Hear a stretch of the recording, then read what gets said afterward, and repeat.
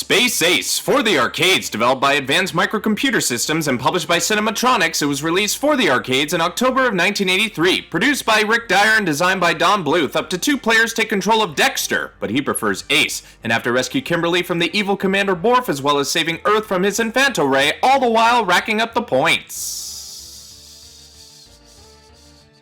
You control Ace by using this control panel. You use the joystick to move Ace around at the right time, and the button is used to use your weapon or energize again when prompted. You also have a few difficulty switches, which is interesting yet odd to see for a game like this. The creators of Dragon's Lair takes the concept to space, where the action only gets wilder and more imaginative. The blue alien Borf is on his way to Earth and plans to take it over by means of his Infanto Ray, turning all inhabitants back to their infant selves. Ace gets shot with this ray, but it doesn't stop the Defender of Justice and Truth from getting back up and continuing his mission that now includes rescuing his sidekick Kimmy, and that's where you come in. Like Dragon's Lair before it, you move these sequence of events forward by controlling Ace's movements and actions when the game wants you to. What you see and do can change gradually in a number of ways, like choosing a branching path may make a sequence longer, shorter, or heck, even mirror the next scene. Sometimes the game will prompt you to energize, which will change Ace back to his adult form for a brief period, but if you miss that cue, you'll either skip ahead or die, and choosing the difficulty at the start determines what scenes you'll get, so you'll have to choose hard if you want to see everything, those bastards. It doesn't matter much to me as I keep dying a lot, as that's how it goes with these games, but I am able to get pretty far on this than I could on Dragon's Lair without losing lives consistently. The farthest I've ever gotten was to where Ace meets his shape-shifting doppelganger, but when you incorrectly do the wrong input or miss a cue for an input, you'll lose a life and get taunted by Borf, who's voiced by Bluth himself. Lose all your lives and the game is over, but with enough trial and error, you might make it to the end, rescue Kimberly, and reverse roles with Borf, where now he's the infant of this story. Overall, this is another classic arcade game, thanks in part to its graphics, LaserDisc tech, and difficulty. I personally think it's better than Dragon's Lair, and I also think it's weird that it gets lumped into the Dragon's Lair trilogy when it's not a Dragon's Lair game. I mean, I kinda get it because these three are synonymous with one another, but there technically was a third Dragon's Lair game. The naming is just confusing.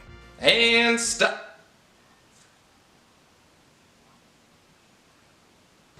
Dexter is a nerd! Thanks for watching, guys. Be sure to like, share, and comment on the video. And if you want to see more quick views, go ahead and hit that subscribe button. This is BrianTheBlue, and I'll see you next time.